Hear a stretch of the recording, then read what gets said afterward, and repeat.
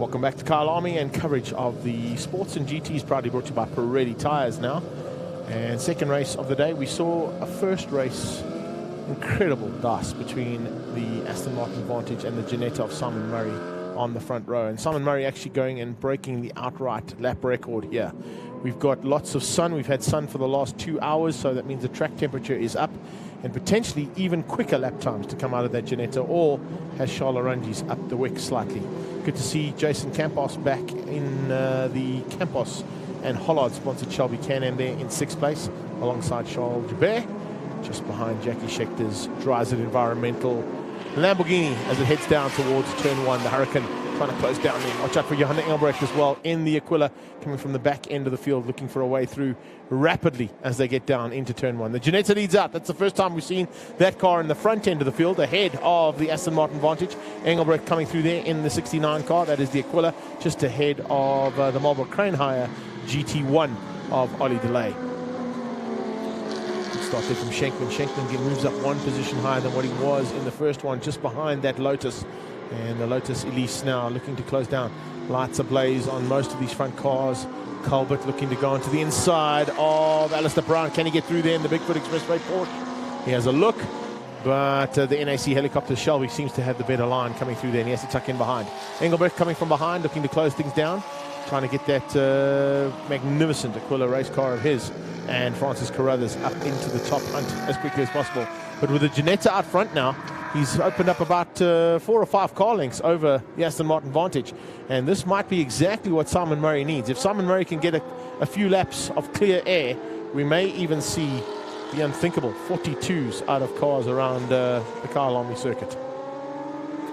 Great to see some intense action there in 2nd, 3rd, 4th, 5th place, or 3rd, 4th and 5th place, as Schechter tries to keep off the attentions of Campos. Campos coming under the brakes and into Crocodile. Schenkman followed by Alistair Brown, and on his tail is Colbert. Colbert looking to close things down rapidly in the Porsche. Can he do anything about the maneuvers that are happening in front of him? It doesn't look like it just yet. Behind him is the Aquila of Engelbrecht as he comes up and flying into the final turn. Campos, oh, I beg your pardon, not the Campos car, the second of those Shelby Can-Ams. That, of course, is Alistair Brown, diving on the inside and getting through there on Schenkman. Schenkman hanging on as they start 1 of 9, a complete lap 1 of 9. It's a 9 lap as opposed to the 10 lap that you'd see in your program if you had one in front of you. And if you have got one in front, remember, adjustments need to be made. 10 lappers go to 9. All the 8 lap races have been reduced to 7 laps now to try and make up a little bit of time that we've lost in the first part of the race day. Back at it is NAC Helicopters man, and a bit of a change up once again. Here comes a pressure from the Porsche. It looks like there's going to be a little bit of a change there as Colbert starts to apply the pressure. Look at the front though, a change up for the lead. Good catch there from one of our cameramen, just watching the leaders and picking up on the fact that Arungi's has hit the front again and got ahead of a very determined Ginetta and Simon Murray.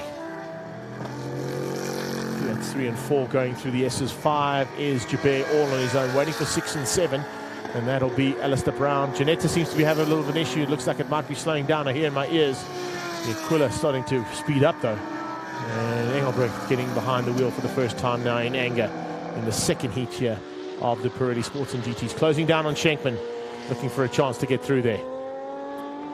So Ginetta with a bit of an issue there, unfortunately, as James Forbes starts to also make up some ground, closing in on the back end of that Bigfoot Express Freight Porsche. And here you can see it's Arungi's with a massive lead now. Ginetta has slowed down, but he got going again. Maybe just a bit of issues there on the gears, trying to sort them out, get through there. And looks like a bit of a dive on the inside here from Campos. Campos goes on the inside, and Schechter, no answer. The Dryzit Environmental Lamborghini Hurricane has to give way, and the V8 powered Shelby Can-Am comes across the line now and moves up one position up into 3rd overall on the track. I don't know if Campos will be able to get down. He's got down into the 48. It's 44.9, and Schechter coming back at Campos. Sure, very impressive stuff there. Those 2 V8 powered machines going side by side now as they come through the sweep and up towards barbecue. Whoa! Very close between the two of them. Campos comes straight back at him though, making Schechter work hard for his money. We expected to see that in the first race, but unfortunately Campos had a problem on the start line and had to be pushed into one of the safety lanes here on the start-finish straight. Check they're trying to come back though. Their drives an environmental Lamborghini Hurricane doing a good job to close things down here, but hasn't quite been able to just match the pace there of the V8. Further back in the field. Good to see battles right through, and as you can see, it's basically sports cars aplenty that are starting to fight things out here in this mid-pack battle. And as they come through there, just picking up, that's John Wilson, of course, fighting with Ollie DeLay. He's in there as well. Just behind them is Steve Humble and Gary Kiswetter. It's Colin Plitt, though, that is looking to be the lead car there, as we see a change-up as DeLay gets demoted down one position and unfortunately loses ground there to the 11 car of Steve Humble. Humble coming through there. Kiswetter now onto the back end of DeLay. DeLay looking for a chance to possibly keep him behind him for a couple more. Now as they head into the S, as you can see, another Porsche going through there, of course, of Sandro Bakari. Further back in the field, even further back than that, we've got Niraj Ghazi out there, Louis de Jager, Mike Schmidt, Cyril Ginsberg. And unfortunately, we would have seen at the start little issues there for Tuka Mechanikos in the Mercedes-Benz. Coming into Crocodile. Calvert runs wide. The Kuller's got through. So Engelbrecht now moves up one position. I know it says Francis Carruthers there in the 69 car, but I believe it's Johan Engelbrecht who's getting a chance to have a go in this car in anger for a change, as they set things up with that machine for a bit later on today, as the South African Endurance Championship will be the last race of our day, an hour endurance race. And both Carruthers and Engelbrecht will be sharing that gold and black beauty as it heads down onto the back end. Look at this. Now, this is awesome to see. Very, very good, and late braking out of Engelbrecht to get up the inside of Schenkman and get through there. Just ticking them off one by one. Getting to grips with that car for the first time. His warm-up session actually in the lunchtime break was actually the first time that Johan's actually been given a chance to get behind the wheel and give that car a good run for its money. And it's good to see the kind of lap times coming out of Johan Engelbrecht in that car. Not to take anything away from Francis Carruthers, his good friend and teammate.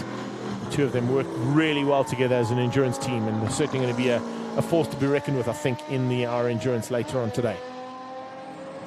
Schenkman behind him. OCC car doing a great job and just maintaining in that Lamborghini Trofeo. And Colbert starting to close down on the back end of the Lambo. So Porsche versus Lamborghini coming soon. And the Power of Stuttgart trying to come through there to close down on that Lambo.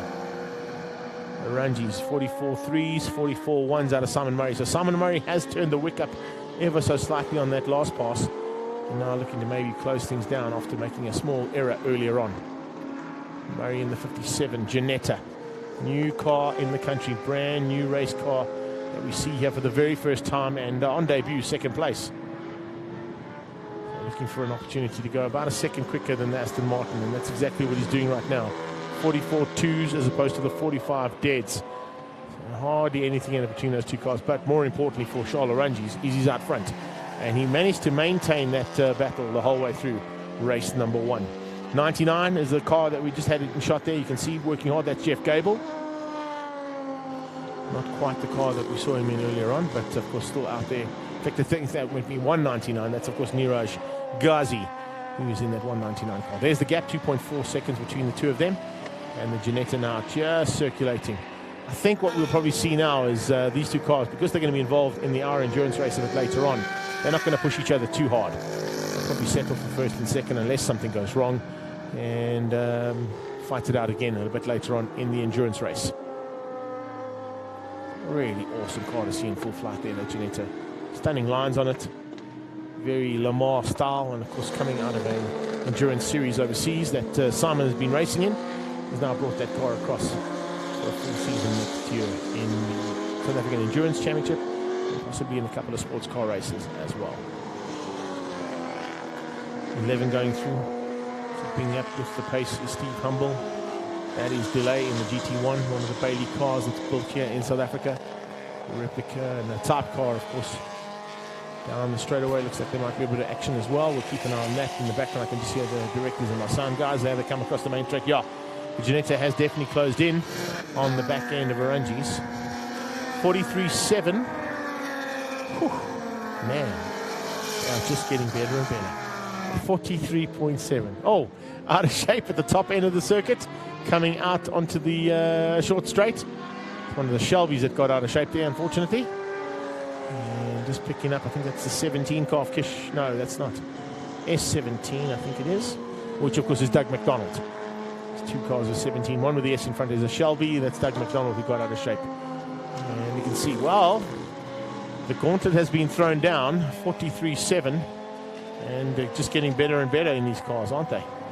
Looking for chances where they can and trying to find opportunities to overtake is, of course, very much more difficult than setting hot lap times. You might be able to be the fastest car out there. Unfortunately, it is going to be a bit of a run to the line, though. At 43.2 out of him in race number 1, but now let's see if he's able to get a bit of clear air here and use that Aston Martin as a bit of a carrot and try and close in on the back. It's most of the time you'll find that guys coming from behind trying to close down might just be able to put in a bit more pressure on themselves, a bit more pressure on the driver in front, and all of a sudden find a chance of getting down even quicker. So not quite an outright lap record, but definitely into the 43s again. I was expecting to see 42s out of these cars because of the track conditions. Although, I must say, throughout this season, the cooler conditions have actually been when we've seen lap records drop. And the car out there on track that I'll mention, Jason Campos, in that V8-powered Shelby Can-Am, actually put in the second fastest lap ever at this track at the beginning of the year in one of the motorsport festivals here. And as part of a very late and dark Shelby Can-Am race and sports car race, he was actually able to set the second quickest lap ever at this circuit. Okay, now probably the 5th fastest overall, but the cooler conditions definitely played well. So we may even have to wait a bit later on in the evening to see what's going to happen here between these cars for an outright lap record. Rangi's, though, doing a great job and maintaining a 0.09 or 0.9 second lead, I should say, over the Ginetta. And we did see a late dive coming into the Ingwe turn, which is the final corner on the track, from Simon Murray, trying to outgun and outbrake his rival in the Aston Martin Vantage in front. It didn't quite work out, though, for him. Quiller's moved up nicely, up into 7th place overall. In that Lamborghini of Schenkman. Behind him, it's Culbert. Behind Culbert, you can see James Forbes. Nice dice here that's basically run right from the word go. Pity we didn't get Son Woodley here in his Porsche. He's a teammate there to Culbert, and of course the team boss of the Bigfoot Express Freight Porsche team. I'm sure he's going to be watching out there in social media land and enjoying all the coverage we're bringing you courtesy of Live Event Broadcasting and the EFX Productions team. And of course, don't forget that all of the post-production of today's racing will be going out courtesy of Stardust Productions, and that'll be on Ignition TV in about probably 3 or 4 weeks' time. So, lead is very close, 1.4 seconds between them, but, well, 0.4 seconds, I should say, between the two of them. And expecting to see them come into our sights across the line any second now, but incredible stuff there. Half a second between the two of them, and both on even times. 46s out of the two of them. So very evenly matched here going into the second last lap. Into sunset now. I think, as I said, Murray and Rangi's will be well aware of the fact they've got to put these cars under an hour endurance a bit later on. So to do something now might be costly. And you don't want to be throwing away big money at this stage of the race, unless something, as I said, goes wrong with one of the two of them. They're probably going to settle for the positions they're in right now. Simon had a go with about 2 laps previous to this one. He wasn't quite able to get there. He got down into a 43.7, which is about half a second off the pace he ran this morning. So my theory of course, the track conditions being slightly better than they were this morning didn't quite work out to what I expected. But as I said, we've still got an endurance race to come. You've still got Campos in there, maybe just using this as a bit of a warm-up as he closes right under the Aston Martin now. So a little bit of pressure here from Simon Murray. I'm sure, and I mean, I talk out of turn here when I say that they're probably going to take it easy, but you know what these race drivers are like. It's not over until that checkered flag drops. And the Ginetta now looking for a chance to possibly get through in the closing stages. A bit of traffic up front, a couple of Porsches to deal with 1 to go. Lights flashing. And Aston Martin comes up onto the back end of the Porsches there. So Ginsberg is one of them. Shouldn't be too much of an issue for these guys to get through. And in fact, great to see that the back markers getting completely out of the way of this battle and realizing that they're not really involved there. They're not involved in their own little fight there. So good to see them move completely out of the way and allow the two quicker cars to come through.